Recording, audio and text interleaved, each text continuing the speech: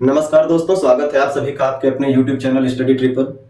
दोस्तों, सवालों की जो श्रृंखला हम लोगों ने प्रैक्टिस के तौर पे प्रारंभ की थी, उसी श्रृंखला को आगे बढ़ाते हुए आज हम लोग कुछ और सवालों पे प्रैक्टिस करते हैं और जानते हैं जो और क्वेश्चंस हैं वो किस प्रकार से और बनते हैं, और साथ ही उनसे जो है कौन से महत्वपूर्ण तथ्य हैं जो आप एक ही बार में तैयार कर सकते हैं। ठीक है, तो चलिए सेशन को प्रारंभ करते हैं। आज का जो अगला सवाल उसी श्रृंखला के आगे का है। इसमें अगला सवाल है, मानव शरीर में पाचन की शुरुआत कहाँ होती है, यानी कि where does digestion begin in the human body. ठीक है, मानव शरीर में पाचन की शुरुआत कहाँ होती है, ये सवाल है। तो सबसे पहले तो पाचन की शुरुआत को समझने के लिए आपको थोड़ा सा एक स्ट्रक्चरल वे में समझना पड़ेगा कि ये पाचन तंत्र या डाइजेशन सिस्टम है, इसमें कौन कौन से अंग हैं जो पार्टिसिपेट करते हैं। क्योंकि अगर आपको अंगों के ऑर्गन्स के बारे में पता होगा तभी आप पूरी तरह से जान पाएंगे कि पाचन आखिर किन ऑर्गन्स में टेक प्लेस करता है और कौन सा जो है अंग डाइजेशन में पार्टिसिपेट करते हैं। आपसे अगर पूछ लिया जाए कि हमारे भोजन में कौन कौन से अंग हो, कौन कौन से जो इम्पोर्टेंट अवयव हैं, कंपोनेंट हैं, वो पाए जाते हैं, तो आहार की बात करते हैं, यानी कि फूड की बात करते हैं। ठीक है, इसमें मुख्य रूप से क्या क्या चीजें पाई जाती हैं आपको ये बेसिक तौर पे पता होना चाहिए। तो इसका अब सबसे मुख्य देखा जाए तो ऑर्गेनिक कंपोनेंट जो होते हैं वो होते हैं कार्बोहाइड्रेट। ठीक है, कार्बोहाइड्रेट,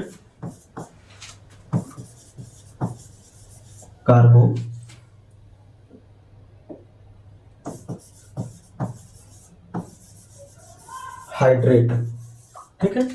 इसके अलावा प्रोटीन, वसा या इसी को कह लें फैट या लिपिड। ठीक है, लिपिड, फिर विटामिन्स,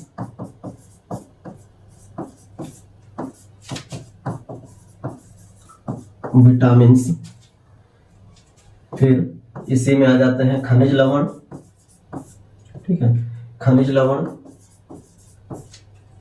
जिनको हम लोग मिनरल्स बोलते हैं, मिनरल्स, साथ में जल यानी कि वाटर, और रेसे यानी कि फाइबर्स। ये जो है आहार या जो भी हम लोग फूड ग्रहण करते हैं उसके मुख्य कंपोनेंट होते हैं। ये अगर किसी भी प्रकार के भोजन में मौजूद होते हैं तो ये सभी अवयव अगर मौजूद हैं तो उस प्रकार के भोजन को हम लोग कहते हैं संतुलित आहार या बैलेंस्ड डाइट। ठीक है, ये सारे अगर कंपोनेंट मौजूद हैं तो वैसा भोजन क्या कहलाता है, संतुलित आहार या कह लें बैलेंस्ड डाइट। ठीक है, या बैलेंस्ड फूड। तो ये ध्यान रखना है कि संतुलित आहार में ये सभी होने चाहिए। कौन कौन सी चीजें, कार्बोहाइड्रेट, प्रोटीन, वसा, विटामिन, खनिज, जल और रेसे। जब भी पाचन की क्रिया आती है तो आपको ध्यान रखना है पाचन की क्रिया में केवल इनका पाचन होता है। पाचन केवल किनका होता है, तो कार्बोहाइड्रेट, प्रोटीन और वसा का होता है, बाकी इनका पाचन नहीं होता है। ये कार्य करने के लिए जिस रूप में लिए जाते हैं उसी रूप में शरीर में कार्य करते हैं, और शरीर में इनको कुछ ऐसे विटामिन होते हैं जिनको बनाया जाता है, जैसे विटामिन ए है, डी है। ये अलग अलग कह सकते हैं प्रकार से शरीर में ही पहुंचते हैं और पहुंच करके उनको शरीर में निर्मित किया जाता है। ठीक है, इस पर भी हम लोग चर्चा करेंगे, लेकिन अभी शॉर्ट में बात कर रहे हैं। ठीक है, क्वेश्चन के बेसिस पर। तो इन्हीं जो कार्बोहाइड्रेट, वसा और प्रोटीन है, इन्हीं को शरीर के अंदर पचाने की प्रक्रिया और उसी प्रक्रिया के दौरान जो ऊर्जा उत्पन्न करने की प्रक्रिया है उसे ही हम लोग कहते हैं पाचन। और उसी पाचन की प्रक्रिया में जो अंग हिस्सा लेते हैं उन अंगों से मिलकर के बना हुआ अंग तंत्र, ऑर्गन सिस्टम ही कहलाता है डाइजेस्टिव सिस्टम या पाचन तंत्र। तो अब हम लोग ये समझते हैं कि कार्बोहाइड्रेट, प्रोटीन और वसा, इनका जो पाचन होता है तो वो कैसे होता है या किस रूप में होता है। तो देखें, ध्यान रखना है, अगर पेज और ले तो आपको ध्यान रखना है कि जो प्रोटीन होते हैं, प्रोटीन, इनका जो पाचन होता है ये अंतिम रूप से किस में पचते हैं, तो ध्यान रखना है अमीनो अम्लों में। ठीक है, अमीनो अम्ल, प्रोटीन का पाचन किस में होता है, अमीनो अम्ल, या फिर यूं कह लें अमीनो एसिड्स में होता है, अमीनो एसिड्स में होता है प्रोटीन का पाचन। जबकि अगर हम लोग वसा की बात करें यानी फैट की बात करें, ठीक, या लिपिड भी कहेंगे, इसके अगर पाचन की बात करें तो ये टूटता है फैटी एसिड जिसको कहा जाता है वसीय अम्ल, और टूटता है ये ग्लिसरॉल में, ठीक है, ग्लिसरॉल। तो ये ध्यान रखना है कि जो फैट है वो टूटता है पाचन की क्रिया में तो क्या बनाता है, फैटी एसिड और ग्लिसरॉल बनाता है। प्रोटीन टूटता है तो अमीनो एसिड्स बनते हैं। लास्ट में यही अमीनो एसिड्स जुड़ते हैं, शरीर के अंदर जोड़े जाते हैं राइबोसोम्स के अंदर, और अमीनो अम्ल आपस में जुड़ के फिर से प्रोटीन का निर्माण करते हैं और वो हमारे शरीर के लिए काम करते हैं। फैटी एसिड और ग्लिसरॉल ये जो है वसा के फैट के टूटने पर बनता है। इसमें से फैटी एसिड ही आपको देखने को मिलते हैं फैट के रूप में बॉडी में इधर उधर जमा हो जाते हैं, और जरूरत पड़ने पर यही जो फैटी एसिड्स हैं अंतिम रूप से जब कार्बोहाइड्रेट शरीर में नहीं बचता है पाचन के लिए तो फैटी एसिड्स ही जो होते हैं वही फैट के रूप में आपको एनर्जी प्रोवाइड करते हैं। तो इन पर भी हम लोग चर्चा करेंगे। अब बात आती है कार्बोहाइड्रेट जो होते हैं, कार्बोहाइड्रेट, ठीक है, इनका पाचन किस में होता है। तो आपको ध्यान रखना है कि कार्बोहाइड्रेट जो होते हैं ये एक ऐसे अवयव होते हैं जो कार्बोहाइड्रेट हम लोग लिखते जरूर हैं लेकिन ये अलग अलग रूप में पाए जाते हैं, जिसमें आप कह सकते हो कुछ 1 डिग्री कार्बोहाइड्रेट, कुछ 2 डिग्री, कुछ 3 डिग्री कार्बोहाइड्रेट, जिनमें अगर कहा जाए 1 डिग्री जो होते हैं, ठीक है, जो 1 डिग्री के कार्बोहाइड्रेट होते हैं इनको हम लोग बोलते हैं मोनोसैकेराइड, ठीक है, मोनोसैकेराइड। 2 डिग्री के जो होते हैं उनको हम लोग कहते हैं डाइसैकेराइड्स,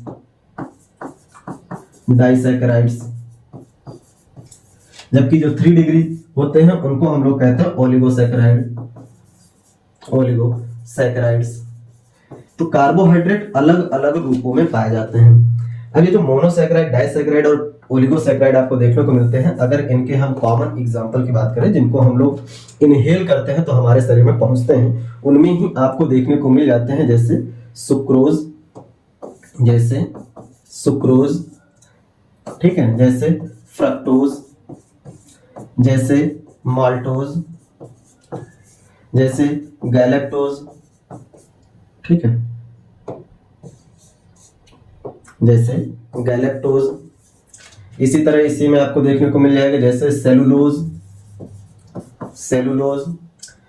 ये आपको इस तरह से कई सारे कार्बोहाइड्रेट देखने को मिल जाते हैं। लैक्टोज, ये दूध का जो आपको शुगर देखने को मिलता है, लैक्टोज। तो इस तरीके से ये सभी शुगर ही हैं, सभी शर्करा ही हैं, यानी सब कार्बोहाइड्रेट हैं।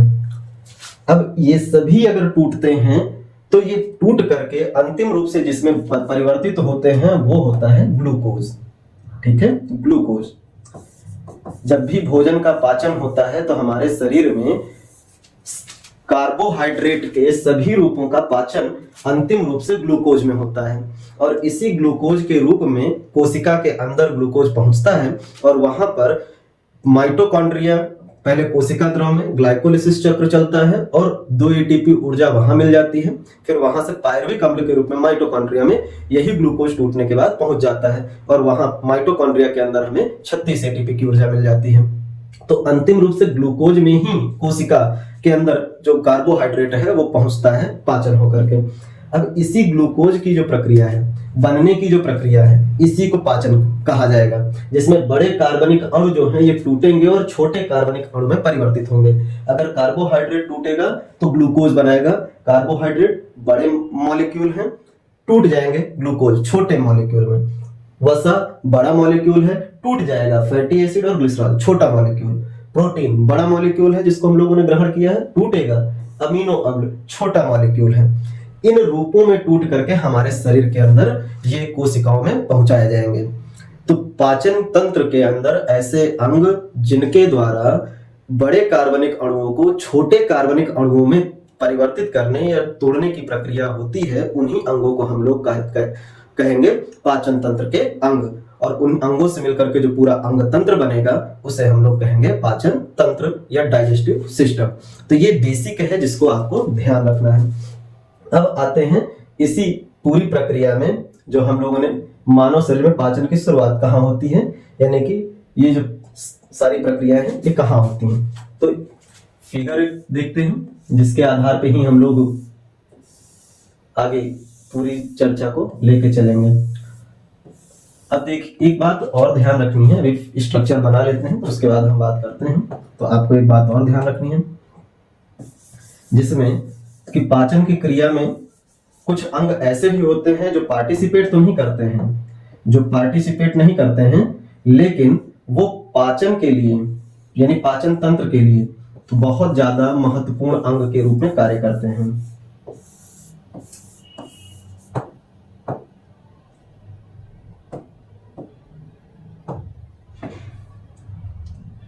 अब उन्हीं अंगों की हम लोग चर्चा करेंगे, ठीक है।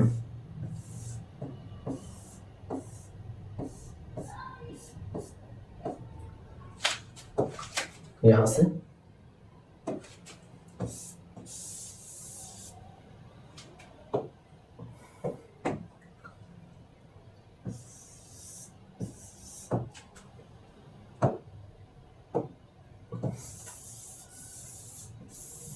ये आपको दिखाई पड़ता है। ये पाचन तंत्र हमने एक रफली बनाया। अगर इस पाचन तंत्र की हम लोग बात करें समझने की, तो ध्यान रखेंगे पाचन तंत्र में ना दो प्रकार के अंग शामिल होते हैं। पाचन तंत्र में दो प्रकार के अंग शामिल होते हैं। एक जिसमें खाना यानी आप जो भी भोजन ग्रहण करते हैं, भोजन रहता है, ठीक है। जो भी खाना खाते हैं वो खाना ग्रहण करने से लेकर के यानी इनहेल करने से लेकर के शरीर के बाहर बहिक्षेपित करने यानी एक्सक्रीट करने तक जिस अंग में भोजन रहता है उस अंग को कहा जाता है, उन अंगों को कहा जाता है आहार नाल के अंग, आहार नाल, ठीक है। या इसे वो कहा जाता है एलिमेंट्री कैनाल, एलिमेंट्री कैनाल, ठीक।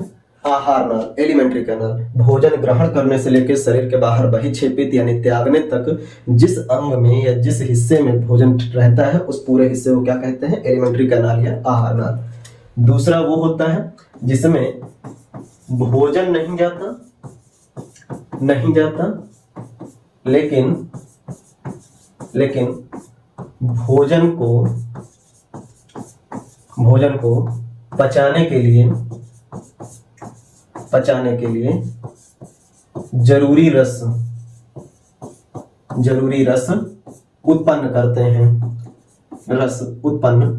हैं, ठीक है। जरूरी रस या एंजाइम उत्पन्न करते हैं। उन अंगों को हम लोग कहते हैं सहायक अंग, ठीक है। इन जो अंग हैं इनको हम लोग कहते हैं सहायक अंग।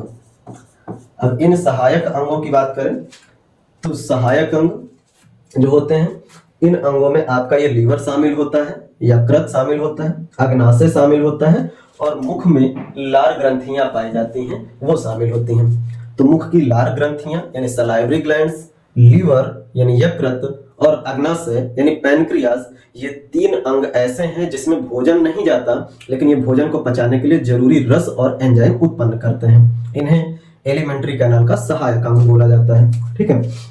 बाकी का जो भी आप अंग देखेंगे उसमें भोजन जाता है। अब इन्हीं अंगों के हम नामकरण करते हैं। जैसे सबसे पहला जो ये ऊपर का है, इसके अगर हम लोग बात करें तो ध्यान रखेंगे ये है मुख, इसे क्या कहेंगे, मुख या माउथ, मुख या माउथ बोलेंगे। दूसरा जो हिस्सा ये वाला यहाँ पर मुड़ा हुआ आपके गर्दन में इस जगह पर मुड़ती है। जो भी मुख से आगे आप भोजन को निकलेंगे तो सबसे पहले इसी मुड़े हुए स्थान से होकर के गुजरता है। इसी जगह पर कान, नाक, आंख, मुंह, इन सब की ओपनिंग इस जगह पर आपको दिखाई पड़ती है, खुलती है, ठीक है।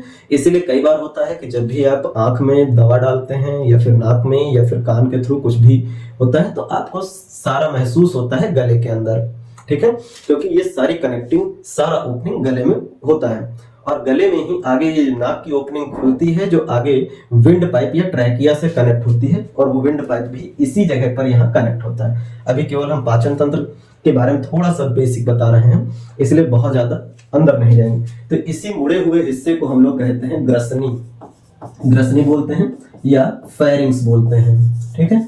मुड़ा वाला हिस्सा क्या है, ग्रसनी या फेरिंग्स। इसके बाद आपको ये एक लंबी सी नली दिखाई पड़ती है, ठीक है, लंबी सी एक नली दिखाई पड़ती है। इसी नली को कहा जाता है भोजन की नली,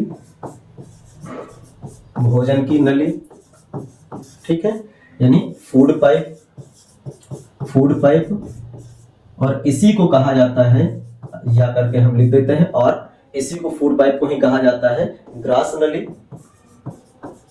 ग्रास नली, यानी कि ईसोफेगस, ईसोफेगस, ठीक है, ग्रास नली या ईसोफेगस कहा जाता है। ये आपको ध्यान रखना है। ये जो लंबी वाली पाइप है उसको भोजन की नली कहा जाता है, ग्रास नली बोला जाता है।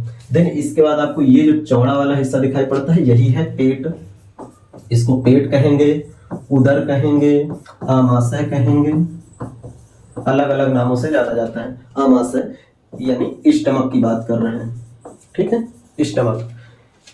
यही आगे बढ़ता है और जहां से ये कह सकते हैं इस जगह से, ठीक है, यहां से आपको नीचे की तरफ ये जो अंदर भरा हुआ पूरा क्षेत्र दिखाई पड़ता है, ये यहां से स्टार्ट होता है और यहां तक ये छोटी आंत्र है, ठीक है, स्मॉल इंटेस्टाइन है। ये जो पूरा हिस्सा आपको देखने को मिलता है अंदर बीच में भरा हुआ, ये है छोटी आंत्र, छोटी आंत्र बोलते हैं, स्मॉल इंटेस्टाइन कहेंगे इसको, स्मॉल इंटेस्टाइन बोलेंगे, ठीक। देन इसके बाद जो ये रेड कलर से हमने बनाया है इसे कहा जाता है बड़ी आंत्र, बड़ी आंत्र, या फिर लार्ज इंटेस्टाइन, लार्ज इंटेस्टाइन, ठीक है, लार्ज इंटेस्टाइन। बाकी का ये जो हिस्सा है, ये हिस्से हैं, ये आपको देखने को मिलेंगे। अगर हम बात करें तो ये वाला हिस्सा है, इसको हम लोग कहते हैं यकृत, या इसी को कहा जाता है जिगर, या इसी को कहा जाता है लीवर, ठीक है। तो ध्यान रखेंगे जिगर यकृत को बोला जाता है, जबकि गुर्दा अगर बोले तो किडनी को कहा जाता है, ठीक है, वृक्क यानी किडनी को गुर्दा भी कहते हैं। ये वाला हिस्सा जो पत्ती के जैसी दिखाई पड़ रही है, इसको अगर हम लोग बात करें तो इसको कहा जाता है अग्नाशय, अग्नाशय यानी पैनक्रियास, पैनक्रियास, ठीक है। और ये जो हिस्सा आपको देखने को मिलता है ये वाला, इसे हम लोग कहते हैं पित्ताशय, पित्ताशय या गॉल ब्लैडर, गॉल ब्लैडर। ये अंगों के नाम हैं। अब ध्यान रखना है, मुख से खाना जो भी ग्रहण किया जाएगा वो किन किन मार्गों से होकर के कहां से होकर गुजरता है, उसी पे सारी बात है। जो ये सबसे लास्ट में आपको देखने को मिलता है बड़ी आंत का सबसे निचला भाग ये है, इसी को अगर हम लोग कहें तो कहा जाता है मलाशय, मलाशय या रेक्टम, ठीक है। अंतिम रूप से भोजन, जब पूरी तरह से भोजन पच चुका होता है, पानी भी एब्जॉर्ब हो चुका होता है बड़ी आंत में, तो जो सॉलिड वेस्ट होता है जिसको हम लोग कह सकते हैं काइम बोलते हैं, वो यहाँ पे आकर के इकट्ठा होता है, ठीक है, फीकस के रूप में, और उसी को शरीर के बाहर समय समय पर बहिक्षेपित किया जाता है, एक्सक्रीट कर दिया जाता है। तो ये सारी चीजें आपको ध्यान रखनी। अब सवाल पूछा है पाचन की शुरुआत कहाँ से होती है, तो देखिए ये जो अंग है अगर इनका हम एक क्रम लिखें, भोजन जिनमें रहता है उनकी अगर हम लोग बात करें तो सबसे पहले आता है मुख यानी माउथ, नंबर 2 पे आता है ग्रसनी, ठीक है, ग्रसनी, फेरिंग्स, फिर ग्रासनली, ग्रासनली यानी ईसोफेगस, फिर आमाशय यानी कि स्टमक, फिर छोटी आंत्र यानी स्मॉल इंटेस्टाइन, छोटी आंत्र यानी स्मॉल इंटेस्टाइन, फिर बड़ी आंत्र, बड़ी आंत्र, और इसी को लार्ज इंटेस्टाइन बोलेंगे, और अंतिम रूप से कहाँ एकत्रित होता है, मलाशय, ठीक, मलाशय।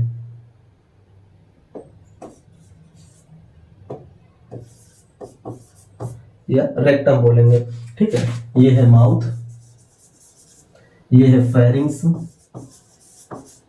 ये है ईसोफेगस, ये है स्टमक, ठीक, ये है स्मॉल इंटेस्टाइन, ये है लार्ज इंटेस्टाइन,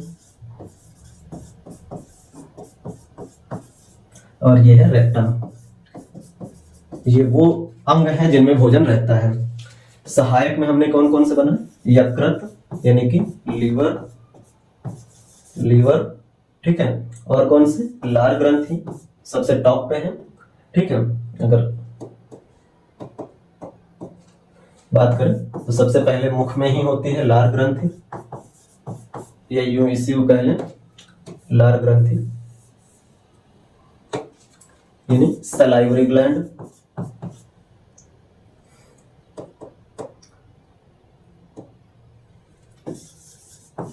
सलाइवरी ग्लैंड,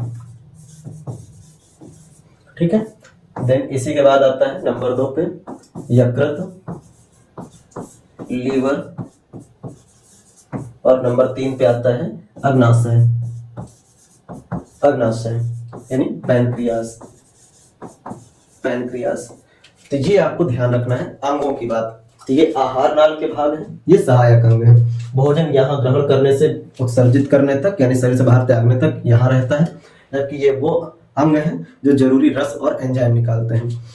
अब पाचन की क्रिया की अगर हम लोग सीधे सीधे बात करें तो आपको सीधे यहीं पे हम बता देते हैं कि जो मुख वाला हिस्सा है, मुख वाला, इसमें ही सबसे पहले जो लार ग्रंथि हैं ये लार निकालती हैं, और यही लार जो है वो भोजन के साथ मिल करके, जो भी आप भोजन निकालते हैं और दांतों से चबा करके उसको जब पीसते हैं तो उसमें लार मिल जाता है।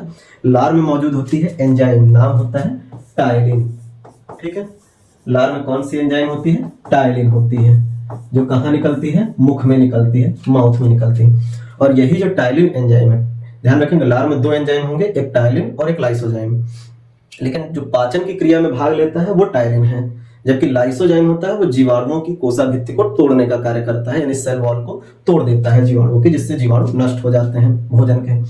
तो टायलिन मुख से निकलता है, मतलब लार ग्रंथियों से निकल करके मुख में भोजन में मिलता है, और फिर भोजन में मिल करके भोजन को एक बहुत ही ज्यादा लसलसे पदार्थ के रूप में कन्वर्ट कर देता है। चिपचिपा पदार्थ जो होता है स्टिकी, उसमें कन्वर्ट कर देता है, और उसी रूप में फिर आगे जब हम लोग निगलते हैं भोजन को तो वो शरीर में कहीं अंदर चिपकने नहीं पाता है। जब मुख में चबा करके उसमें लार मिला देते हैं तो भोजन जिस रूप में कन्वर्ट हो जाता है उसे हम लोग कहते हैं बोलस। तो ध्यान रखेंगे, मुख में जब भी लार मिला देते हैं भोजन को चबाने के बाद, तो फिर जो आगे निगला जाता है भोजन जिस रूप में, उसको बोलस कहा जाता है, बोलस। यहीं पर जब टायलिन एंजाइम मिलता है भोजन में, तो ध्यान रखेंगे भोजन में मौजूद होता है मंड, मंड या स्टार्च, ठीक है।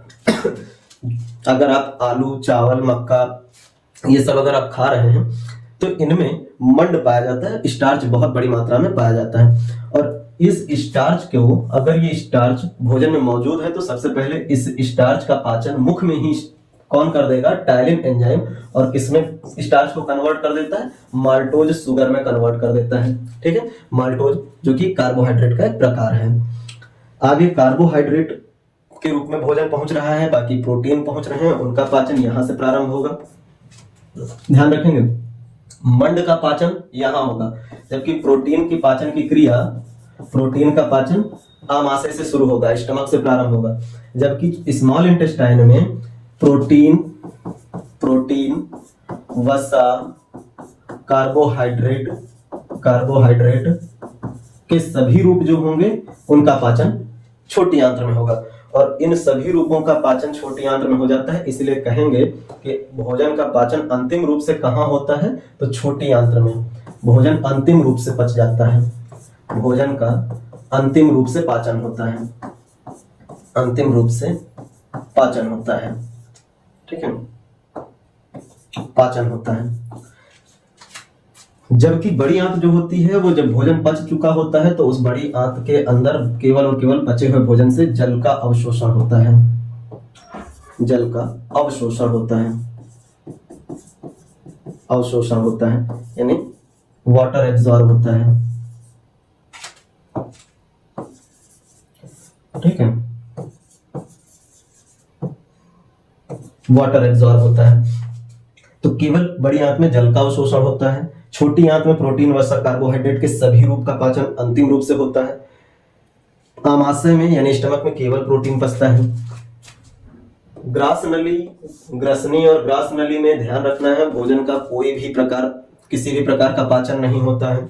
जबकि मुख में सबसे पहले खाना को निगलते ही जो उसमें स्टार्च या मंड मौजूद है उसका पाचन माल्टोज में हो जाता है। तो ध्यान रखना है कि जो सवाल है उस सवाल में क्या कहा गया कि भोजन का पाचन कहाँ से प्रारंभ होता है, तो भोजन का पाचन मुख से ही प्रारंभ हो जाता है। और अगर आपसे कहा जाए कि आहार नाल के किन किन हिस्सों में भोजन का पाचन नहीं होता है, तो ध्यान रखेंगे एक आएगा ग्रसनी, एक आएगा ग्रास नली, एक आएगा बड़ी आंत, मलाशय। यहाँ भोजन के किसी भी रूप का पाचन नहीं होता है। जबकि भोजन का सबसे अधिक मात्रा में पाचन कहाँ होता है, तो छोटी आंत्र, क्योंकि छोटी आंत्र में प्रोटीन, वसा, कार्बोहाइड्रेट इन सभी रूपों का पाचन होता है। तो सर्वाधिक भोजन कहाँ पचता है, छोटी आंत्र। जबकि आमाशय में प्रोटीन का पाचन होता है। यहाँ पे ध्यान रखना है, अगर दूध की प्रोटीन केसीन की बात करें तो उसको पचाने के लिए रेनिन एंजाइम आमाशय में ही निकलता है, स्टमक में। तो दूध की प्रोटीन का पाचन यही होता है। पेप्सिन एंजाइम एक होता है, वो भी आमाशय में ही निकलता है। इसके बारे में हम लोग डिटेल में जब बात करेंगे तब होंगे। तो यहाँ सवाल के अकॉर्डिंग जवाब क्या होगा, मुख, क्योंकि मंड या स्टार्च का पाचन माल्टोज शर्करा में टाइलिन एंजाइम द्वारा कर दिया जाता है, मुख में ही। तो ये कुछ बातें थी जिसको आपको ध्यान रखना है। तो यहाँ से सवाल का सही जवाब क्या बनेगा कि भोजन पाचन की शुरुआत कहाँ होती है, मुख में, माउथ में। यहाँ पाचन की शुरुआत हो जाती है। तो इसका मतलब ये नहीं कि पेट में पाचन की शुरुआत होती है, पेट नहीं, मुंह में ही पाचन प्रारंभ हो जाता है। पेट में केवल प्रोटीन पचता है और छोटी आंत में भोजन के सभी रूपों का पाचन और भोजन का अंतिम रूप से पाचन होता है। उसके बाद बड़ी आंत केवल जल अवशोषण करती है और फिर मलाशय अवशोषित हो जाने के बाद जो जल के अवशोषण के बाद जो अपशिष्ट बचता है उसको एकत्रित करता है और फिर शरीर समय समय पर उसे शरीर के बाहर त्याग देता है। ठीक है, तो एक्सक्रीटरी मैटर के रूप में बाहर निकाल देता है। तो ये आप ध्यान रखना। फिर अब बात आते हैं अगले क्वेश्चन पे कि अगला क्वेश्चन क्या कहता है। तो अगला क्वेश्चन थोड़ा सा ये पर्यावरण से रिलेटेड है। ठीक है, काफी लंबा सवाल है। जितने क्वेश्चन लिए हैं वो सभी क्वेश्चन बहुत ही ज्यादा इंपॉर्टेंट हैं, पूछे गए हैं। हम क्वेश्चन के प्रकार लेकर के उनके सभी टाइप्स की व्याख्या करने का प्रयास कर रहे हैं, जिससे कि आप थोड़ा सा अगर क्वेश्चन के साथ जो हम डिस्क्रिप्शन दे रहे हैं, अगर उस डिस्क्रिप्शन को आप सही से समझ लें, पढ़ लें, तो कई सारे सवाल आप पहले ही निकालने में सक्षम हो जाएंगे। ठीक है, अगर बेहतर तैयारी करनी है तो कुछ सवालों के साथ बहुत सारे पॉइंट्स को आप कलेक्ट करो। ठीक है, ऐसा नहीं कि केवल सीधे सवाल लिखा जवाब देखा, सवाल लिखा जवाब देखा, नहीं, कंटेंट को आप मजबूत करो, जिससे कि फिर टाइप्स में चाहे सवाल में चाहे जो पूछा जाए आपके पास जवाब मौजूद हो। यहाँ पे अगला जो सवाल है नेक्स्ट, ये पोषण स्तर को लेकर के है, जो क्या कहते हैं खाद्य श्रृंखला होता है उससे लेकर के, फूड चेन जो है उससे लेकर के है। सवाल यह है कि 5 पोषी स्तरों की एक साधारण खाद्य श्रृंखला जिसमें क्रमशः घास, टिड्डी, मेंढक, सांप, बाज है। यदि चौथे पोषी स्तर पर मौजूद सांप को 10 किलो जूल ऊर्जा मिलती है तो उत्पादकों के पास ऊर्जा की कितनी मात्रा उपलब्ध है। ये सवाल है। सवाल क्या है उसको पढ़ रहे हैं, लेकिन उसके साथ साथ हम बना रहे हैं। कितने पोषी स्तर मौजूद हैं, 5। पहले पोषी स्तर पे क्या है, घास। दूसरे पोषी स्तर पे क्या है, टिड्डी। ठीक है, टिड्डी। तीसरे पोषी स्तर पे मौजूद है मेंढक। चौथे पोषी स्तर पे मौजूद है सांप। ठीक है, और 5वें पे मौजूद है बाज। ठीक है, बाज। इंग्लिश वालों के लिए ये है ग्रास, ये है ग्रास हॉपर। ठीक है, ग्रास हॉपर। ये है फ्रॉग, ये है स्नेक,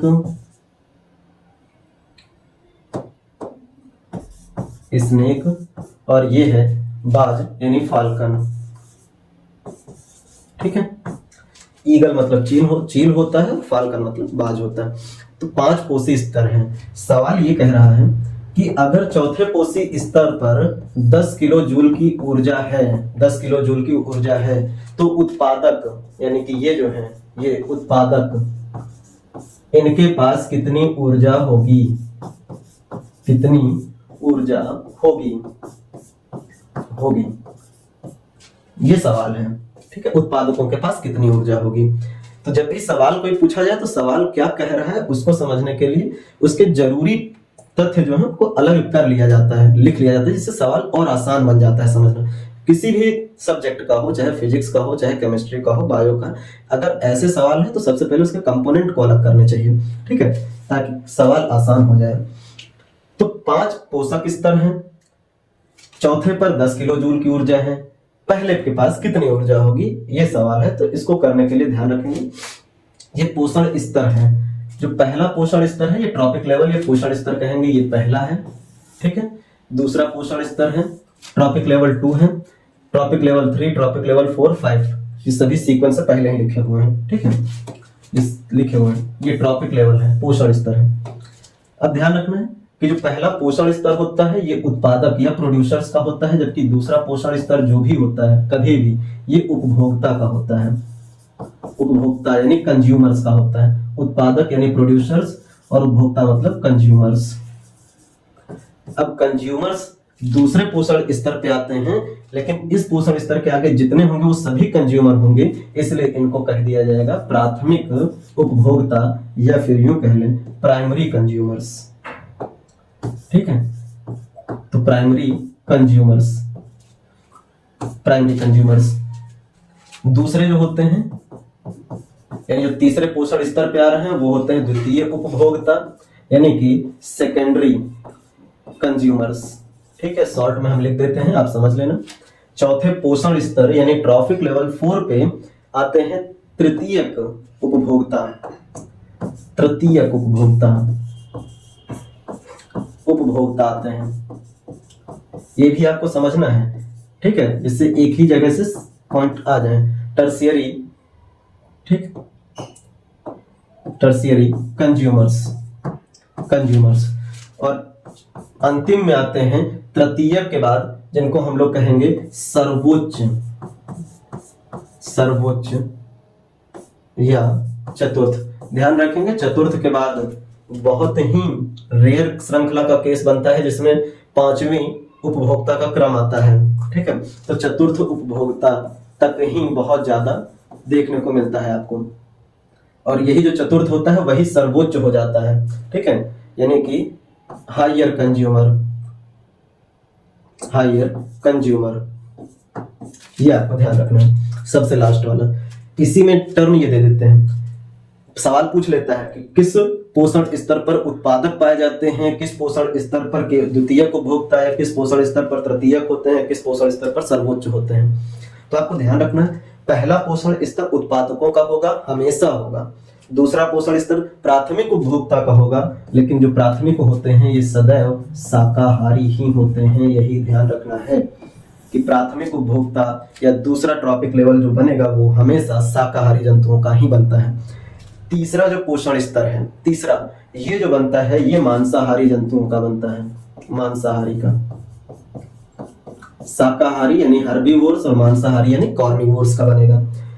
चौथा, पांचवा, आगे जो पोषण स्तर होंगे वो मांसाहारी भी हो सकते हैं, सर्वाहारी भी हो सकते हैं, सर्वाहारी यहां भी आ सकते हैं, ठीक है। तो सर्वाहारी जो होते हैं ओमनिवोर्स होते हैं, वो 3 से आगे 4, 5 किसी भी पोषण स्तर पर शामिल हो सकते हैं। ध्यान रखेंगे 3 से आगे किसी भी आगे, क्योंकि जो सर्वाहारी होते हैं वो घास भी खा सकते हैं, टिड्डी भी खा सकते हैं। अगर टिड्डी को घास को खा रहे हैं तो दूसरे पोषण स्तर पर भी शामिल मान लिए जाएंगे, टिड्डी को खा रहे हैं तो तीसरे पोषण स्तर पे आ जाएंगे। लेकिन अगर घास को खा रहे हैं केवल तो वो शाकाहारी कंसीडर किए जाएंगे, तीसरे पे हैं और दोनों को खा रहे हैं तो फिर सर्वाहारी हो जाते हैं। तो ध्यान रखेंगे पहला जो पोषण उत्पादक पोषण स्तर ट्रॉपिक लेवल उत्पादक, दूसरा प्राथमिक उपभोक्ता या शाकाहारी, तीसरा मांसाहारी या द्वितीयक उपभोक्ता के होते हैं, और आगे बढ़ते जाते हैं तो तृतीयक और चतुर्थ उपभोक्ता, ठीक है, सर्वाहारी के आ जाते हैं और सर्वोच्च उपभोक्ता। ये तो हुआ पोषण स्तर में जंतुओं को किस प्रकार स्थापित किया जाता है। इसी से पूरा एक खाद्य श्रृंखला बनता है, इसी को खाद्य श्रृंखला कहेंगे, खाद्य श्रृंखला, फूड चेन बोलेंगे, ठीक है। घास को हमेशा टिड्डी, टिड्डी को हमेशा मेंढक, मेंढक को सांप और बाज ही खाएगा, इस सीक्वेंस में अगर चलेंगे तो, ठीक है। क्योंकि सांप को मेंढक नहीं खाएगा या मेंढक को टिड्डी नहीं, टिड्डी को घास नहीं खाएगी, ये भी ध्यान रखिएगा। अब सवाल यही है कि यहाँ पर चौथे पर है 10 किलो जूल ऊर्जा, तो घास के पास कितनी होगी। तो एक विद्वान आते हैं, नाम आता है लिंडमान, लिंडमान। इनके द्वारा एक नियम दिया गया था जिसको कहा जाता है 10% ऊर्जा नियम। लिंडमान के 10% ऊर्जा का नियम कहा जाता है, ठीक है, ऊर्जा का नियम। 10% एनर्जी लॉ बोलेंगे, किसने दिया था? लिंडमान ने। इनके द्वारा कहा गया था कि प्रत्येक पोषण स्तर पर जो ऊर्जा होगी वो अपने से पिछले पोषण स्तर से केवल 10% ही बचेगी। यानी अगर हम कहें पोषण स्तर 1 है, आगे कहें पोषण स्तर 2 है, ठीक है, ट्रॉफिक लेवल इसको बोलेंगे इंग्लिश में, पोषण स्तर 2, ऐसे ही पोषण स्तर 3, 4, ऐसे अगर हम कहें तो सबसे पहले उत्पादक होते हैं और उत्पादक हमेशा भोजन को क्या करेंगे? बनाते हैं। ये उत्पादक जो होते हैं ये भोजन तैयार करते हैं, भोजन बनाते हैं। और जो भोजन बनाते हैं तो इसका मतलब इन्होंने भोजन कितना बनाया? 10% बनाया, मतलब सॉरी 100% बनाया। कुल भोजन 100%। उत्पादकों ने भोजन बनाया तो इनके पास भोजन कितना रहा? 100%। अब दूसरे पोषण स्तर से आगे जो भी जंतु आएंगे वो उत्पादकों से ही भोजन ग्रहण करेंगे। और जो उत्पादक से भोजन अगर ग्रहण करते हैं तो ध्यान रखेंगे 10% ऊर्जा नियम कहता है कि एक पोषण स्तर से दूसरे पोषण में जब भी ऊर्जा का स्थानांतरण होगा तो पिछली पोषण स्तर की तुलना में अगले पोषण स्तर में केवल ऊर्जा कितने प्रतिशत बचेगी? 10%। यानी कि अगर यहाँ पे 100 है तो यहाँ पे आते समय ऊर्जा कितनी रह जाएगी? केवल 10%। बाकी 90% जो ऊर्जा है वो ऊर्जा इन पोषण स्तर के जंतुओं में खपत कर ली जाएगी। तो 10% ऊर्जा यहाँ बचेगी, अगले में ये स्थानांतरित होगा तो इसी 10% का केवल 10% बचेगा। अब 10% का 10% कितना होता है? यानी 1%। और फिर आगे अगर हम बात करें इस पोषण स्तर से अगले में अगर जाता है तो कितना बचेगा? तो 0.1% ऊर्जा बचती है। 90% क्या हो जाती है? स्वयं में खर्च हो जाती है। अब मतलब क्या है पूरी तरह समझते हैं। जैसे अगर कहा जाए भोजन पहले इस पोषण स्तर के जंतु ने ग्रहण किया, इस पर है टिड्डी, ठीक है, टिड्डी है। पहला पोषण स्तर था घास, घास के पास है 100% ऊर्जा। टिड्डी ने खाया घास तो घास से पूरा 100% इस टिड्डी के पास तो आया, 100% भोजन आया तो टिड्डी के पास, लेकिन इस टिड्डी ने अपने कार्यों को करने के लिए, अपने कार्य करने के लिए 90% खर्च कर लिया, जिससे वो इधर उधर कूदना, भागना, उड़ना, इन सब में अपनी 90% ऊर्जा खर्च कर ले। लेकिन 10% ऊर्जा शरीर में स्टोर करके रखा, जिससे कि शरीर का डेवलपमेंट हुआ, मसल्स बने या जो भी है शरीर के डेवलपमेंट हुआ। तो वही 10% ऊर्जा टिड्डी ने स्टोर किए हैं। अब इसी टिड्डी को आगे किसने खाया? मेंढक ने खाया। तो मेंढक के लिए यही जो 10% है ये मेंढक के लिए कितने का काम करेगा? पूरे 100% का काम करेगा। टिड्डी से बचा केवल 10% है टिड्डी के पास, लेकिन उसको जब मेंढक खाएगा तो यही 10% ऊर्जा मेंढक के लिए जो ऊर्जा मिलेगी वो 100% के बराबर होगी। तो अगर 100% मेंढक को मिल रहा है तो इस 100% का जो मेंढक है वो अपने कार्य करने में, इसी 100% का मेंढक अपने कार्य करने में 90% क्या कर देगा? खर्च कर देगा। अपने पास बचाएगा कितना? 10%। मेंढक से ऊर्जा आई कितनी थी? 10%, जो मेंढक के लिए 100% थी। और इस 10% का अगर 90% जो मेंढक है वो खर्च कर देता है तो इसने कितना खर्च किया? 9% खर्च किया। बचाया कितना? 1%। बचाया कितना? 1%। अब ये 1% अगले पोषण स्तर पर मौजूद है। कौन? सांप। अगले पोषण स्तर पे सांप मौजूद है। अब ये जो 1% है, सांप जब मेंढक को खाएगा तो मेंढक के पास जो स्टोर्ड एनर्जी जो उसकी बॉडी में है वो 1% है, लेकिन जब सांप ने खाया तो यही 1% एनर्जी सांप के लिए कितने का काम करेगी? 100% का कार्य करेगी, 100%। और इस 100% का 90% सांप अपने आप के कार्यों को चलाने में खर्च कर देगा। यानी 1% जो ऊर्जा थी उस ऊर्जा का 90% यानी कि 0.9% सांप ने खर्च कर लिया अपने कार्यों को करने और चलाने में। तो सांप के पास अब ऊर्जा बची कितनी है? 0.1%। 0.1%। यानी हर एक पोषण स्तर से केवल 10% ऊर्जा ही आगे जा रही है, जबकि 90% ऊर्जा उसी पोषण स्तर पर खर्च कर ली जा रही है। यही पूरी प्रक्रिया ध्यान रखनी है। इसी को लिंडमान के 10% ऊर्जा का नियम भी कहा जाता है। अब आते हैं सवाल पे। सवाल ने कहा है, सवाल क्या कह रहा है? सवाल बोल रहा है कि चौथा जो पोषण स्तर है इसके पास है 10 किलो जूल। 10 kilo joule. तो उत्पादकों के पास कितनी ऊर्जा होगी। तो अगर 10 किलो जूल की हम लोग बात करें तो ये है 10%, यानी कि इसका 100% कितना होगा, इसका 100% होगा 100, कितना होगा 100 होगा, 100 किलो जूल, ठीक 100 किलो जूल, क्योंकि अगर यहाँ 100 होगा तभी इसका 90% खर्च करेंगे और बचेगा कितना 10 किलो जूल, इस पोषण स्तर पर बचेगा। अब ये 100 जूल जो है, 100 किलो जूल जो है, ये 10% है, 10% है। तो इस पोषण स्तर पर पिछले पोषण स्तर का 90% जो है वो खर्च हुआ है, यानी कि अगर 100 10% है तो 90% कितना होगा 900 होगा, यानी अगर 900 प्लस 100 कर दें तो इस पोषण स्तर पर कितना रहा होगा 1000 किलो जूल, ये रहा होगा ऊर्जा। अब ये 1000 जूल इस पोषण स्तर के लिए कितना है 10%, तो इसका मतलब पिछले पोषण स्तर से आया हुआ ऊर्जा का 90% खर्च हुआ है। अगर ये 10% है तो 90% कितना रहा होगा 9000 किलो जूल, और अगर 9000 और 1000 को जोड़ें तो उत्पादकों के पास कितना पोषण रहा, कितनी ऊर्जा रही होगी 10000 किलो जूल की ऊर्जा रही होगी।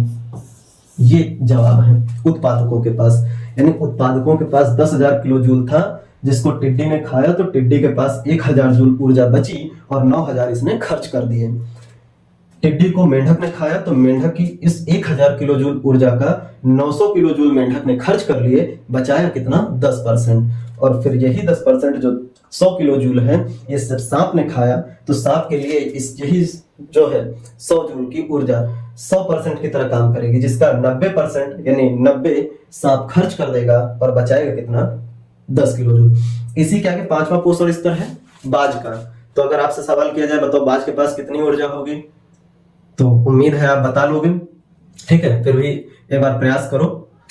10% ऊर्जा ही केवल अगले में स्थानांतरित होगी, 90% खर्च हो जाएगी, तो 10 का 90% कितना खर्च हो जाएगा 9, और बचेगा कितना 1, यानी कि बाज के पास ऊर्जा कितनी रहेगी 1 किलो जूल, और यही ऊर्जा बाज के लिए बहुत ऊर्जा है।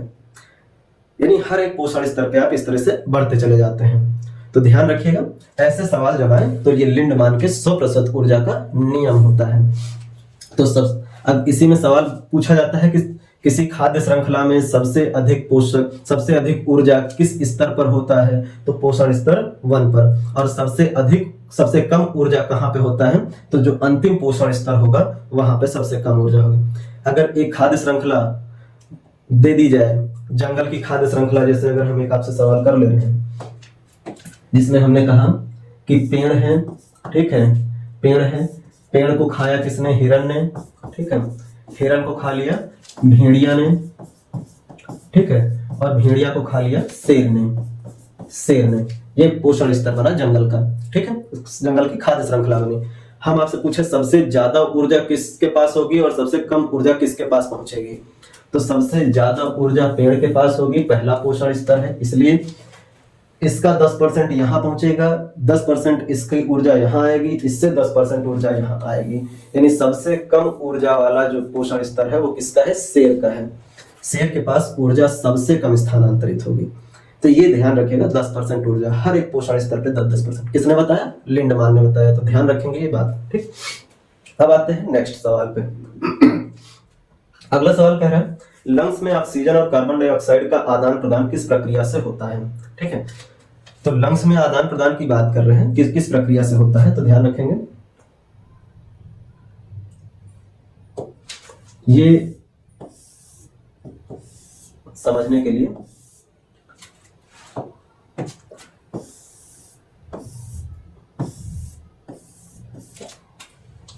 लंग्स की हम लोगों ने रचना कर दी।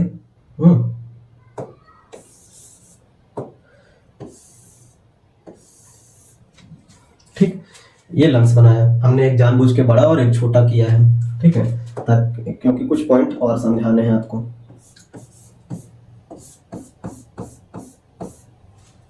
इससे ध्यान रखनी है, ठीक। अब कह रहा है लंग्स से ऑक्सीजन के आदान प्रदान की क्रिया और कार्बन डाइऑक्साइड के आदान प्रदान की क्रिया कि किस प्रक्रिया के तहत होती है, तो ध्यान रखना है। सवाल जब ऐसा पूछा जाता है तो इसको लेकर ध्यान रखनी है। अब देखिए आप हर्ट पढ़ते हैं, हर्ट, ठीक, और हर्ट में कुछ नलियां होती हैं, पाइप होते हैं जो पूरे शरीर से ब्लड को क्या करते हैं, खींचते हैं। ये हार्ट है, 4 चैम्बर होते हैं हम लोगों के हार्ट में, जितने भी स्तनधारी और पक्षी होते हैं उन सब में 4 चैम्बर का हार्ट पाया जाता है। तो यहाँ पे आप देखोगे पूरे बॉडी से अशुद्ध रक्त, इम्प्योर ब्लड जो है वो हार्ट क्या करता है, इकट्ठा करता है, और इकट्ठा करके, इम्प्योर ब्लड का मतलब है जिसमें कार्बन डाइऑक्साइड मौजूद हो, उसको लंग्स के ऊपर से गुजारता है। हम एक साइड के लंग्स के ऊपर से इस तरह से गुजार रहे हैं, ठीक है, लंग्स के ऊपर से गुजारता है।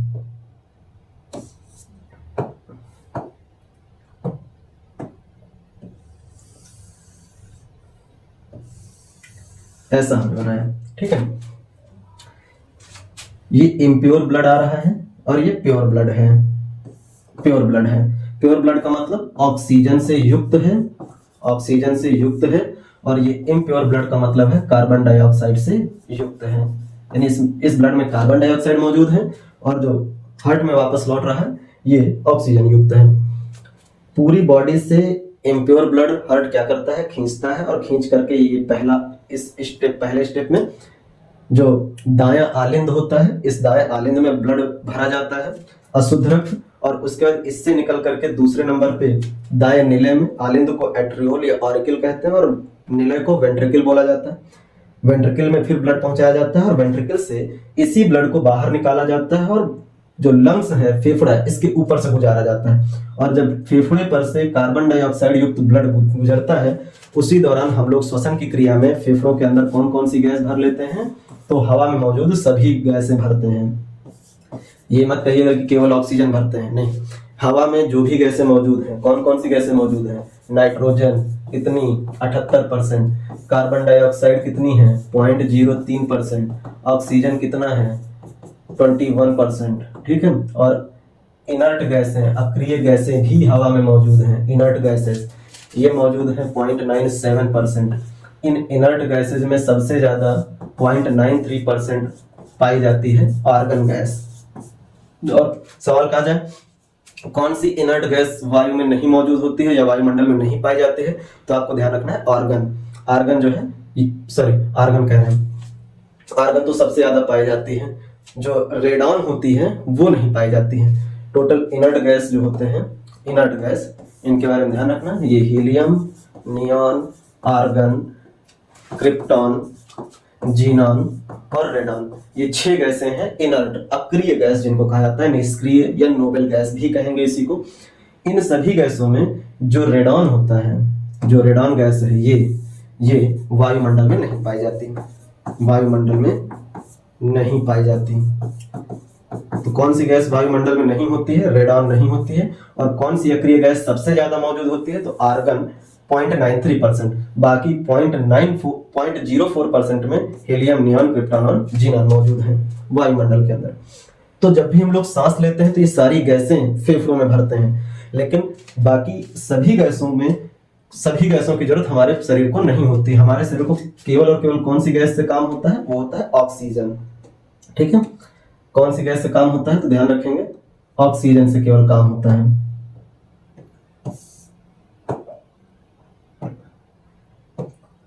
केवल ऑक्सीजन गैस से काम होता है, ठीक है, और किसी गैस से काम नहीं होता। जबकि ब्लड में कौन सी गैस मौजूद है, कार्बन डाइऑक्साइड। तो क्या होता है कि ऑक्सीजन जो है, जो 21% फेफड़ों में आई हुई ऑक्सीजन है, जो हवा से भरी गई है, वो यहाँ पे ज्यादा मात्रा में है। जबकि कार्बन डाइऑक्साइड की बात करें तो ब्लड में कार्बन डाइऑक्साइड ज्यादा मात्रा में होती है, जबकि यहाँ पे जो हवा भरी है कार्बन डाइऑक्साइड वो 0.03% ही है, ठीक है, हवा के साथ। तो क्या होता है, यहाँ पे ब्लड के अंदर कार्बन डाइऑक्साइड ज्यादा होती है, फेफड़ों में कार्बन डाइऑक्साइड कम होती है, ठीक। फेफड़ों के अंदर ऑक्सीजन ज्यादा मात्रा में है, जबकि ब्लड के अंदर ऑक्सीजन कम मात्रा में है। तो एक प्रक्रिया होती है यहाँ पे सिंपल डिफ्यूजन की या साधारण विसरण की, जिस प्रक्रिया में जो अधिक सांद्रता वाली गैस, यानी ब्लड में ज्यादा मात्रा में है कार्बन डाइऑक्साइड, फेफड़े में कम मात्रा में है कार्बन डाइऑक्साइड, तो ज्यादा मात्रा की कार्बन डाइऑक्साइड ब्लड से निकल के फेफड़ों की तरफ जाने लगती है। साधारण विसरण का नियम कहता है अधिक सांद्रता से कम सांद्रता की ओर कोई भी पदार्थ या वस्तु, पदार्थ या द्रव तब तक जाता है जब तक कि दोनों तरफ की सांद्रताएं बराबर ना हो जाएं, यानी इक्विलिब्रियम में ना पहुंच जाएं। तो यहाँ पर फेफड़ों के अंदर कार्बन डाइऑक्साइड कम है जबकि ब्लड के अंदर कार्बन डाइऑक्साइड ज्यादा है, तो ब्लड की कार्बन डाइऑक्साइड निकल के फेफड़ों में चली जाती है। जबकि फेफड़ों के अंदर ऑक्सीजन ज्यादा है और ब्लड में ऑक्सीजन कम है, तो ऑक्सीजन फेफड़ों से निकल करके कहाँ आने लगता है, ब्लड में आने लगता है। और इस पूरी प्रक्रिया में ऑक्सीजन ब्लड में मिल जाता है, जिससे कि ऑक्सीजन युक्त ब्लड वापस से कहाँ पहुंचाया जाता है, हार्ट में। और हार्ट में बाएं आलिंद या ऑरिकल में ब्लड आता है और उसके बाद बाएं आलिंद से बाएं निलय और फिर निलय से पूरे शरीर में पहुंचा दिया जाता है। तो ये पूरी प्रोसेस होती है ब्लड के। तो इसी जगह पे पूछा था कि ऑक्सीजन और कार्बन डाइऑक्साइड के आदान प्रदान की क्रिया क्या होती है, तो साधारण विसरण या सिंपल डिफ्यूजन, जिसमें अधिक सांद्रता से पदार्थ कम सांद्रता की ओर जाती है और तब तक जाती है जब तक सांद्रता बराबर ना हो जाए। तो ध्यान रखेंगे प्रक्रिया का नाम क्या है, प्रक्रिया का नाम आता है साधारण विसरण। साधारण विसरण, सिंपल डिफ्यूजन, सिंपल डिफ्यूजन।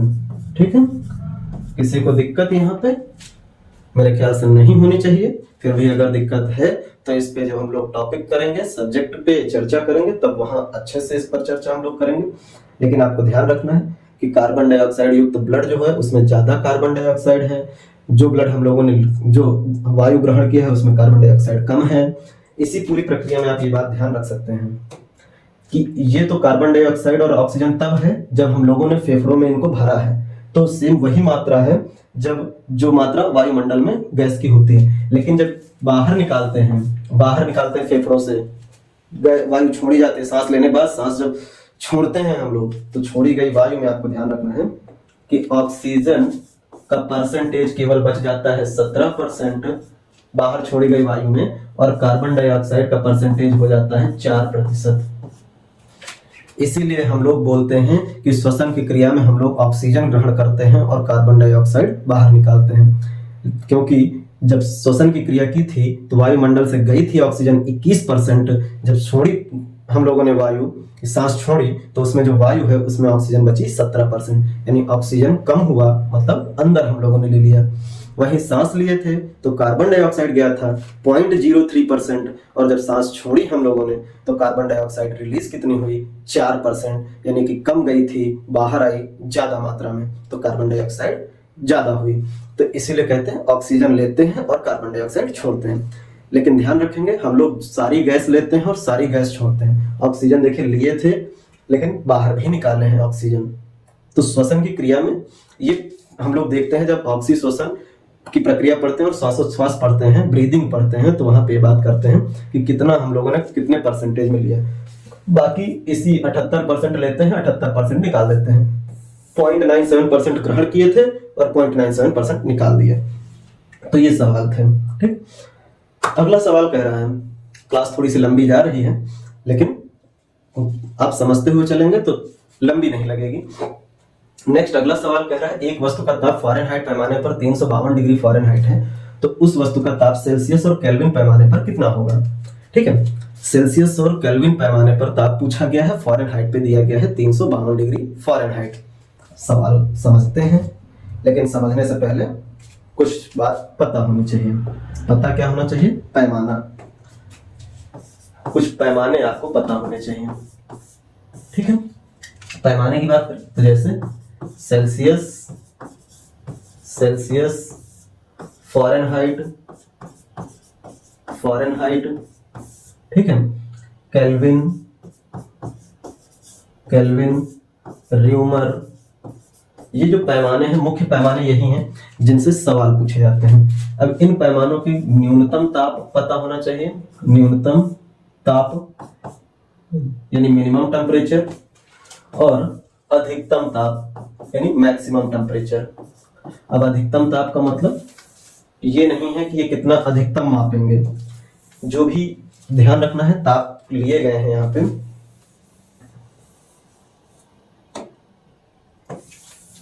वो पानी को देख करके बनाया गया है, जो भी अधिकतम और न्यूनतम। पानी को ध्यान में रख करके, क्यों, क्योंकि पानी या जल जो है वो एकमात्र अभी तक पृथ्वी पर ज्ञात पदार्थ है या फिर यौगिक है जो पदार्थ की तीनों भौतिक अवस्थाओं में पाया जाता है।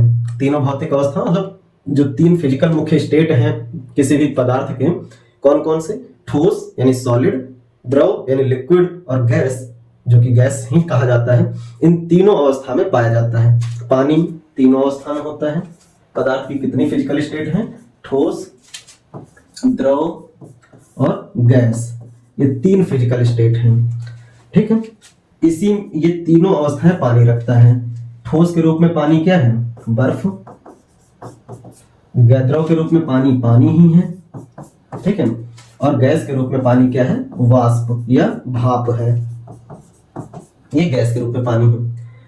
अब यही है कि पानी किस टेम्परेचर पर बर्फ होता है, किस टेम्परेचर पर पानी या किस टेम्परेचर पर भाप बनता है, वही जो है पानी के बदलाव की जो अवस्था है किस टेम्परेचर पर होती है, उसी टेम्परेचर को हम अधिकतम और न्यूनतम कहते हैं।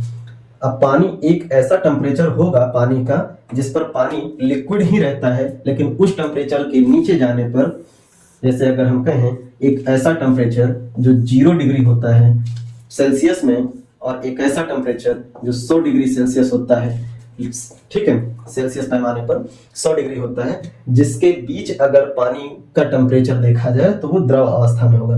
लेकिन जैसे ही 0 टेम्परेचर पर पानी पहुंचता है वो तुरंत बर्फ में कन्वर्ट हो जाता है, यानी जमना शुरू कर देता है।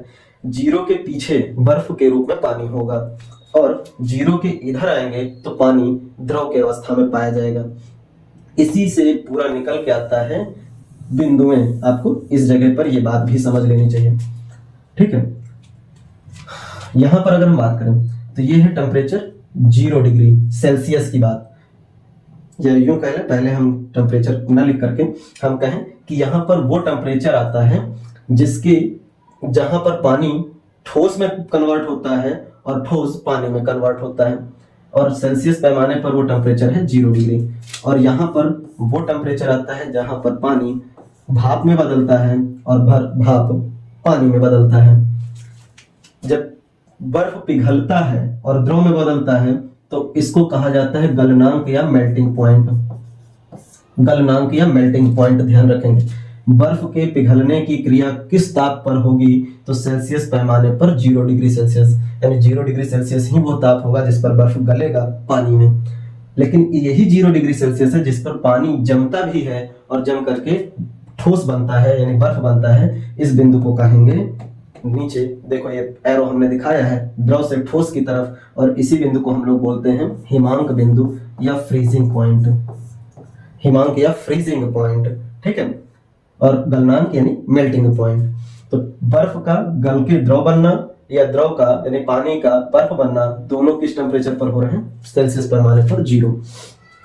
सेम ऐसे ही पानी किस टेम्परेचर पर वाष्पित होता है यानी भाप में तब्दील होता है, वो टेम्परेचर है 100 डिग्री। और इसी टेम्परेचर, इसी पूरी प्रक्रिया, इसी पॉइंट को जिस पर पानी भाप में बदलता है, इसे कहा जाता है क्वथनांक बिंदु। क्वथनांक बिंदु यानी बॉइलिंग पॉइंट, जिस पर पानी उबलता है। लेकिन यही वो टेम्परेचर है 100 डिग्री जिस पर भाप ठंडा भी होता है और द्रव में कन्वर्ट हो जाता है। ठीक है, खाना बनाते समय आप प्लेट या ढक्कन से ऊपर की तरफ थोड़ा सा करके अगर आप रखें ढक्कन को और थोड़ा तिरछा कर दे तो भाप उस पर टकराने के बाद तुरंत पानी के रूप में कन्वर्ट होकर पानी की बूंद में बदल जाता है। तो आप इस बात को देखते भी हैं। तो वाष्प का पानी की तरफ में बदलाव जो होता है वो भी 100 डिग्री सेल्सियस पर होता है, और इस पॉइंट को कहा जाता है लिक्विफिकेशन पॉइंट या कंडेंसेशन पॉइंट, यानी द्रवणांक बिंदु, द्रवणांक या लिक्विफिकेशन या फिर संघनन या कंडेंसेशन पॉइंट। तो दो अलग अलग नाम यहाँ आते हैं। पानी को लेकर के ध्यान रखेंगे, ये बात आती है। यही जो टेम्परेचर के मानक है ना, इसी को न्यूनतम और इसी को अधिकतम बोल दिया गया है, क्योंकि पानी ही है जो तीनों अवस्थाओं में पाई जाती है। अब यही सभी उसके लिए देख लेते हैं। तो सेल्सियस पैमाने पर न्यूनतम टेम्परेचर कितना होता है? 0 डिग्री, और अधिकतम कितना होता है? 100 डिग्री सेल्सियस। फ़ारेनहाइट पैमाने पर कितना होता है? तो यही टेम्परेचर जिस पर पानी बर्फ में बदलता है और बर्फ पानी में पिघलता है, वो 32 डिग्री फ़ारेनहाइट है। अधिकतम फ़ारेनहाइट का पैमाना, जिस पर फ़ारेनहाइट का वह पैमाना जिस पर पानी जब भाप में बदलता है और भाप पानी में बदलता है, वो होता है 212 डिग्री फ़ारेनहाइट। ऐसे ही केल्विन पैमाने की बात करें तो वो न्यूनतम पॉइंट जिस पर केल्विन पैमाने पर पानी बर्फ में और बर्फ पानी में, वो होता है 273 केल्विन। अब एक बात यहाँ से और नोटिस करिएगा कि केल्विन पैमाना इकलौता ऐसा पैमाना होता है जिसको लिखते समय कभी डिग्री शब्द का प्रयोग नहीं करते हैं। सवाल ग्रुप डी में पूछा गया हुआ है कि किस पैमाने में डिग्री का प्रयोग नहीं करते हैं, तो केल्विन पैमाने पर। ठीक। और अधिकतम जो होता है वो होता है 373। र्यूमर पैमाने पर 0 डिग्री र्यूमर और अधिकतम कितना होता है 80 डिग्री र्यूमर। ये पैमाना है। अब इन्हीं पैमानों के संबंध से सवाल बनते हैं। अब पैमाने का संबंध बनाने के लिए आपको ध्यान रखना है, यहीं से एक बात ध्यान रखिएगा, जब भी संबंध बनाते हैं तो संबंध में हम हमेशा बताते हैं, जो भी ऑफलाइन में बच्चे पढ़ते हैं उन सबको ये बात बताते हैं कि इस बात को हमेशा ध्यान रखना। फॉर्मूला भले ना आए आपको, भूल जाओ कोई बात नहीं, लेकिन पैमाने का न्यूनतम तापमान आपको पता होना चाहिए और अधिकतम तापमान पता होना चाहिए।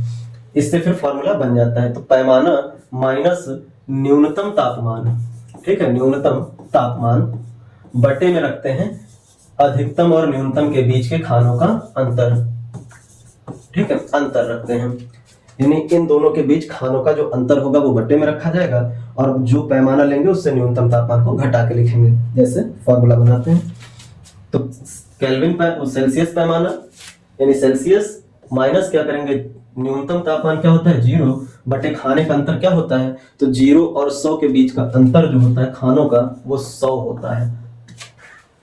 ध्यान रखेंगे, अगर हम खाने का अंतर निकालें,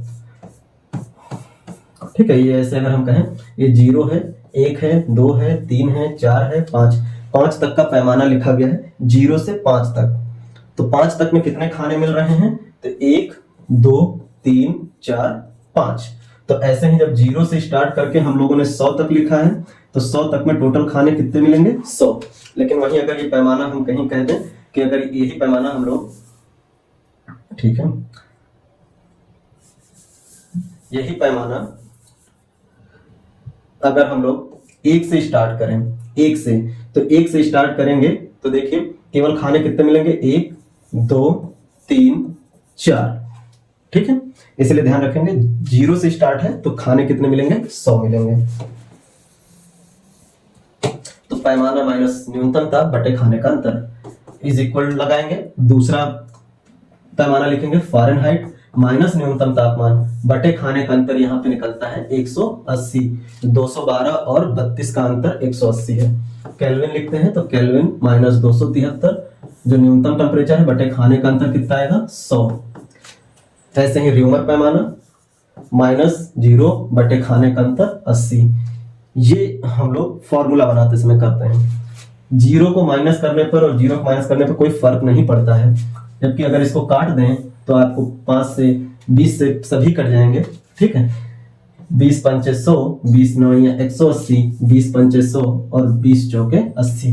तो फॉर्मूला क्या बनेगा, C/5 is equal to F minus 32 बटे कितना 9 is equal to K minus 273 बटे 5 इज इक्वल टू R बटे 4।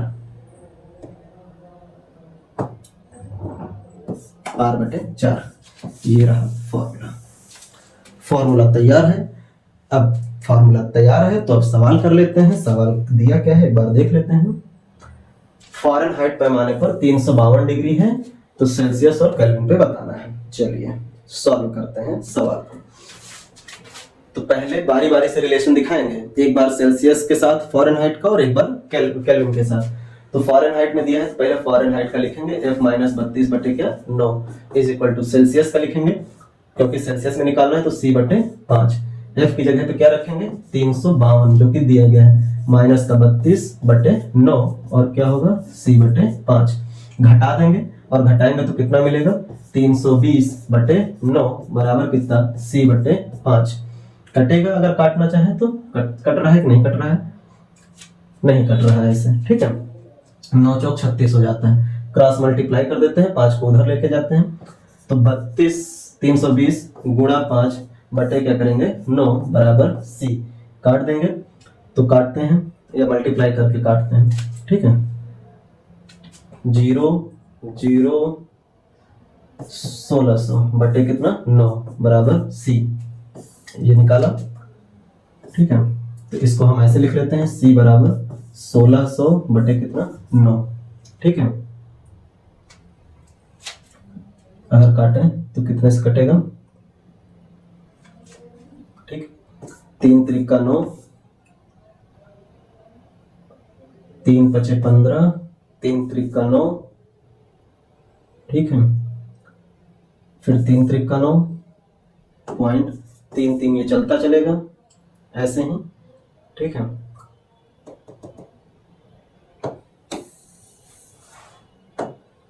तो इसको लिखते हैं 1600 बटे 9, यहाँ पे लिखते हैं। अब इसको काट भाग देते हैं जैसे कि आंसर आ जाए, भाग दे के देख लेते हैं कितनी बार जा रहा है, तो कितनी बार जाएगा, 9 1 के 9, 9 7 16 70, 9 6 54, 7 बार जाएगा 63, फिर बचेगा 7, फिर 7 बार जाएगा, फिर आएगा 63, फिर 7 पॉइंट आएगा, 0 आएगा, फिर 7 बार जाएगा यानी 63। अब ये चलता रहेगा तो सेल्सियस में कितना आ गया, 177.7 डिग्री, ठीक है। ये सेल्सियस में टेम्परेचर आ गया। अब सेल्सियस में आ गया है, केल्विन में निकालना है। केल्विन में निकालने के लिए आप क्या कर सकते हैं, या तो केल्विन और फ़ारेनहाइट का रिलेशन बनाएं या फिर यूं कर लें कि सेल्सियस के साथ रिलेशन दिखाते हैं। सेल्सियस के साथ दिखाने का कारण यह है कि इससे आपको जवाब जल्दी मिल जाएगा, क्योंकि फ़ारेनहाइट से अगर रिलेशन बनाएंगे तो 9 और 5 नीचे आपको मिलते हैं बेस में, जबकि सेल्सियस का रिलेशन अगर दिखा दें तो C/5 हो जाता है और K - 273 बटे कितना 5, 5 से 5 सीधे कैंसिल, और C की जगह पे कितना रख दिए 177.7, और माइनस है तो इधर आएगा प्लस 273 = K। तो कितना आएगा अगर जोड़ लें तो 3 10 14 15 3 1 4, 450.7, ये केल्विन में आ गया, ठीक है। 7 3 10 7 14, ठीक है। तो ये इसका जवाब हुआ। अगर फ़ारेनहाइट पैमाने पर टेम्परेचर 352 है तो सेल्सियस पे 177 और केल्विन में 450 डिग्री होगा, या 450 केल्विन होगा, ठीक है, क्योंकि केल्विन पैमाने पर डिग्री शब्द यूज नहीं करते हैं। तो ऐसे सवाल करने के लिए आप ध्यान रखिएगा, पैमाना माइनस न्यूनतम तापमान बटे खाने का अंतर, ठीक।